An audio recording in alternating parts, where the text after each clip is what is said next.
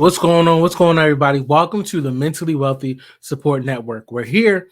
We use real life examples to extract the lessons and solve real right issues, right? We're talking about our mental wellness, our emotional wellness, becoming the best version of a person that we can be. Okay. This episode, we're going to dive into the Dallas Cowboys. Now, if you don't know, I'm letting you know, heads up, right? Trigger warning. I'm an Eagles fan, so I'm going to enjoy this. Okay. If you haven't heard, Dallas Cowboys got knocked out of the wild card round. Not familiar with football, it's worse than getting knocked out of the division round. Okay, it's worse. Like wild card is supposed to be the teams that barely made it. The teams that's higher seeded, which the Cowboys were, are supposed to dominate, right? And all year, the Dallas Cowboys talked about how they're supposed to be in the Super Bowl, and this is supposed to be their year. So, needless to say, for them to get knocked out of the first round of the playoffs was sad. It was very disappointing for them, for everybody else, and was just the Cowboy way. All right, but look, let me set the scene for you, okay? The game between them and the 49ers was wild, okay? There was a lot of not really, actually. The 49ers actually dominated most of the game, but towards the end, it was a roller coaster ride. I mean, the 49ers was basically trying to give the game away. I mean, they were just making silly mistakes, trying to be fancy on simple plays, and it was just they was fumbling the bag, right? And at the end of the game, the Cowboys were in a position to steal the game. All right, so let's dive into what happened at the end. How much time? That's an extra. I mean, they can't get more than 4 plays if they kept them in bounds. Well, you can't. Now, real quick, set the scene. The voice you hear, that last person you heard, that was Tony Romo, right? And he just happens to be the former quarterback for the Dallas Cowboys. Keep him in bounds now. The game's over if they keep him in bounds. Look at their face, man. They're praying. They know they was trying to steal this game. Like, they actually deserve to lose it, but okay. DAK has to get this out of bounds or he's taking a shot to the end zone. This is scary because I would take a shot to the end zone here when they're in the sideline defense because you actually can hold on to the ball. You need someone, San Francisco. Now, real quick, before you see the play, let me put this in perspective. At the end of this game, right, I mean, earlier, like literally maybe about 30 seconds, 40 seconds earlier, they were backed up towards their own end zone.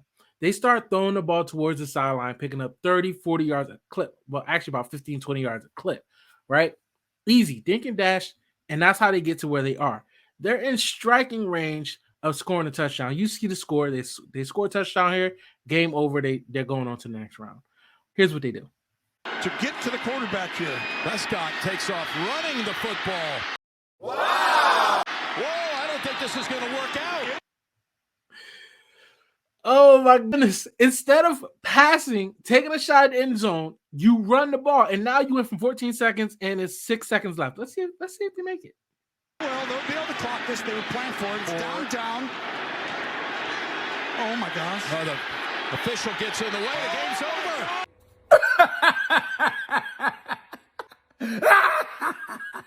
It was just a matter of time. What can't go wrong will go wrong. The game is over.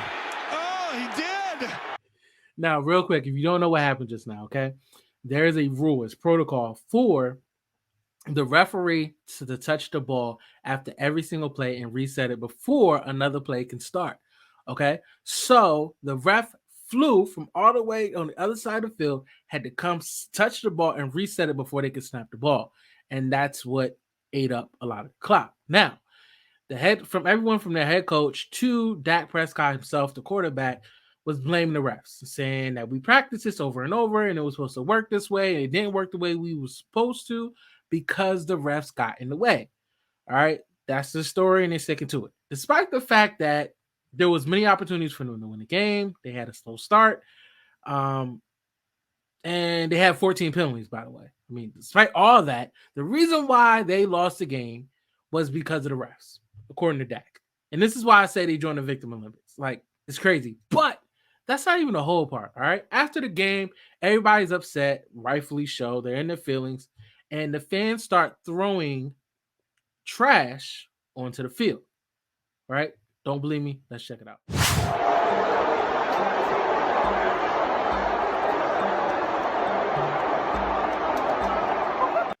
First of all, why my man Why my man just dodge it like that? Like, I ain't gonna hold you. I feel like some of these NFL players are like, it hurts to lose, but at the same time, they getting paid regardless. So You think about the fans throwing beer balls on the field there at the very end. Did you see that? I think one of them even hit Tank Lawrence. No, I didn't see that.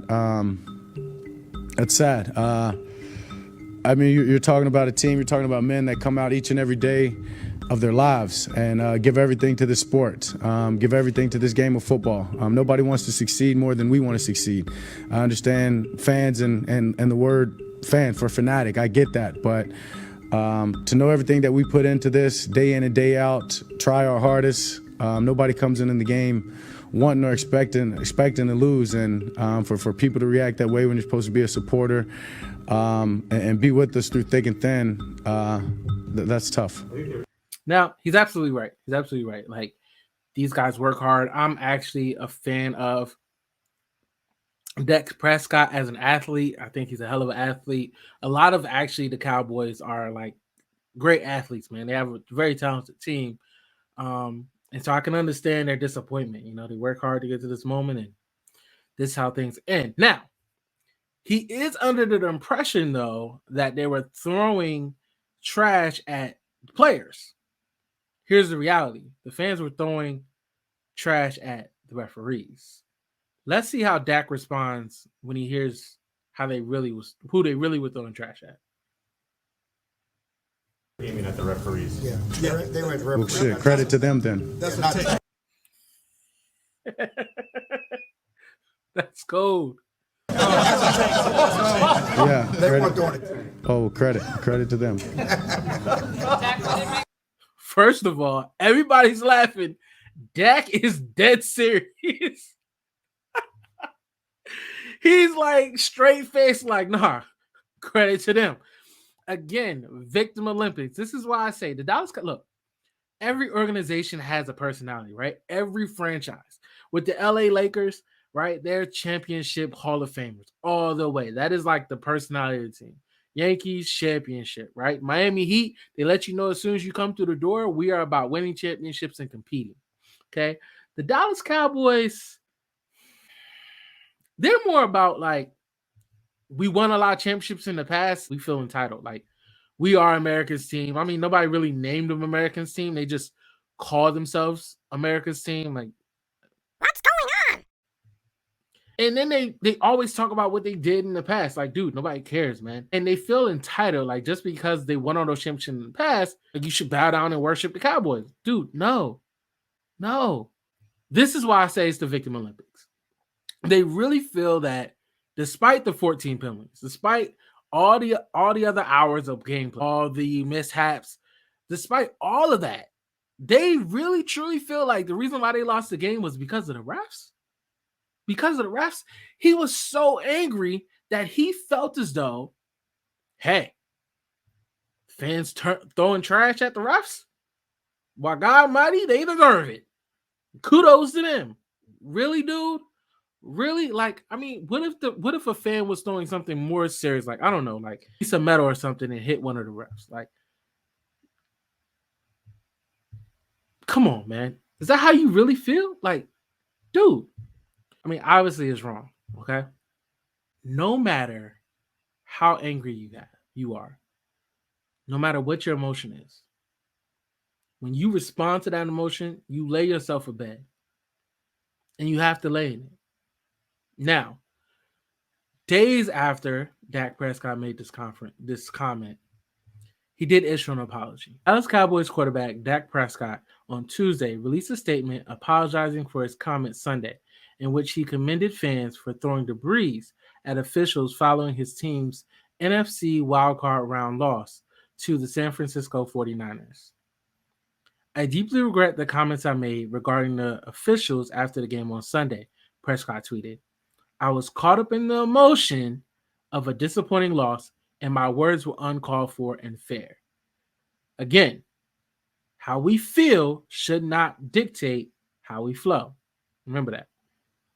I hold the officials in the highest regard, and I have always respected their professionalism and the difficulty of their jobs. The safety of everyone who attends a game or participates on the field of a sporting event is a very serious matter. Was this a great apology? I think so. Will it be received? That's another question. It's a reality. You apologize days after you made the comment, and you guys saw his face. My man was so serious when he was like, kudos to them, basically. I don't think the refs are going to take this lightly. And in my opinion, I believe that next season, the Dallas Cowboys might not get some of the favorable calls that they're used to getting, right? Some of the bang bang plays might just go in other teams' directions. I don't believe that the refs are going to forget about these comments. And so it raises the question, are apologies enough? Now, we all get into our emotions, right? Like, we're all human. Despite how much emotional intelligence we have, sometimes you can catch us acting out of spite, responding out of anger. It's just natural. And typically afterwards, we apologize. But the biggest thing we have to remember is, once we say something, once it comes out of our mouth, we can't take it back. And oftentimes we have to lie in the bed that we made. And so the question is, even though a person apologizes, is it enough? In this situation, Dak was completely serious. And I'm pretty sure, his coaches, other representatives were calling him saying, dude, this looks bad. You have to apologize. Which then the question is, okay, did he calm down and make the apology? Or was it forced and he's still like, F them reps? He used to say, when we act in our relationships, when it comes to our families, out here in the world, are we just responding out of anger? Are we actually taking the time to sit back and reflect? Because sometimes, I'm not sure that apologies are enough, but you decide. Are apologies enough? Should they be received no matter what a person did? Or no matter how long it took for a person to apologize? I'd love to hear from you. Let me know in the comments what you guys think. And don't forget to like and subscribe for more to come. Again, in Mentally Wealthy Support Network, our goal is to help improve the mental wellness and emotional wellness of you and your family, and for more generations to come. As far as those Cowboys go, What can go wrong will go wrong.